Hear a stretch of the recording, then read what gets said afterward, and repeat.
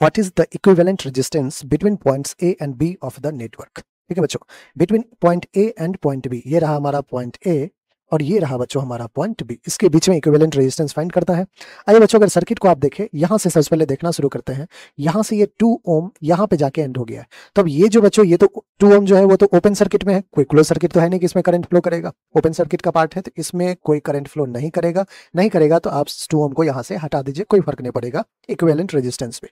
Again बच्चों, इस point को देखें, इस पॉइंट पे जब करंट आया होगा, जो करंट इधर गया होगा उसको फिर यहां से कोई पाथ फ्लो का तो दिख नहीं रहा है, तो ये 1 ओम भी अपना ओपन सर्किट का पार्ट हो गया। खत्म कीजिए बच्चों, इसको आप ओपन सर्किट का पार्ट मत मान लेना, क्योंकि ये पॉइंट बी है और ये पॉइंट ए और बी के बीच में ही कोई ना कोई बैटरी कनेक्ट करके आप करंट फ्लो करवा रहे हो। ठीक है ना, तो ये 5 ओम रहेगा। आगे बढ़ते हैं, स्टेन ओम की बात करते हैं।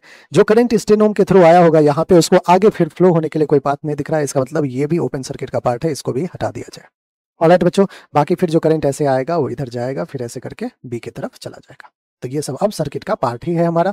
आइए अब क्या करते हैं अपन, ये जितने भी रेजिस्टेंस को हटाया उसको एक बार हटा के इक्विवेलेंट सर्किट का डायग्राम बनाते हैं। ये पॉइंट ए है, ये रहा हमारा 2 ओम। अगेन अब देखिए बच्चों, यहाँ पे थोड़ा सा सिंप्लीफाई साथ में करते हुए जाते हैं। ठीक है, ये देखिए करंट जो 3 ओम में आएगा ऐसे, वो इधर तो जाने से रहा, तो ये 1 ओम होते हुए इधर आएगा। तो ये 3 ओम और ये 1 ओम, ये दोनों क्या है बच्चों, सीरीज में है, सेम करंट फ्लो कर रहा है।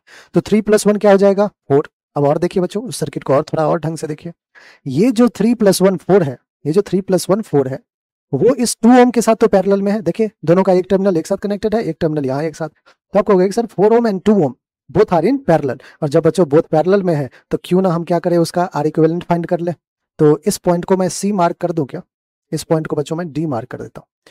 सी पॉइंट और डी पॉइंट के बीच में, सी और डी पॉइंट के बीच में जो रेजिस्टेंस आएगा उसको मैं एक बार लिख लेना चाहता हूं।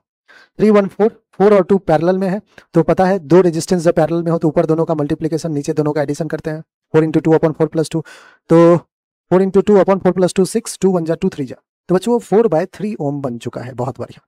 सी और डी के बीच में, अब ध्यान से देखिएगा बच्चों, ये डी है तो क्या यहाँ का भी पोटेंशियल डी ही हो जाएगा, क्योंकि इस वायर में रेजिस्टेंस तो है नहीं, तो इक्वल पोटेंशियल सरफेस है। अब देखिए सी और डी के बीच में बच्चों एक और हमारे पास रजिस्टर आ चुका है। कौन सा है, सी और डी के बीच में, कहोगे सर ये 4 ओम।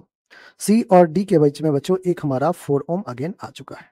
ठीक है, अब देखिए आप कहोगे कि सर डी और डी के बीच में ये 1.8 और 2.2 कनेक्टेड है। अरे भाई देखिए ध्यान समझिएगा, 1.8 2.2 दोनों के क्रॉस अगर पोटेंशियल का डिफरेंस देखिए तो सेम है बच्चों, ये भी डी ये भी डी, इक्वल पोटेंशियल है, तो क्या करंट जीरो फ्लो होगा, क्योंकि हम कहते हैं कि पोटेंशियल डिफरेंस I × R के इक्वल होता है। जब पोटेंशियल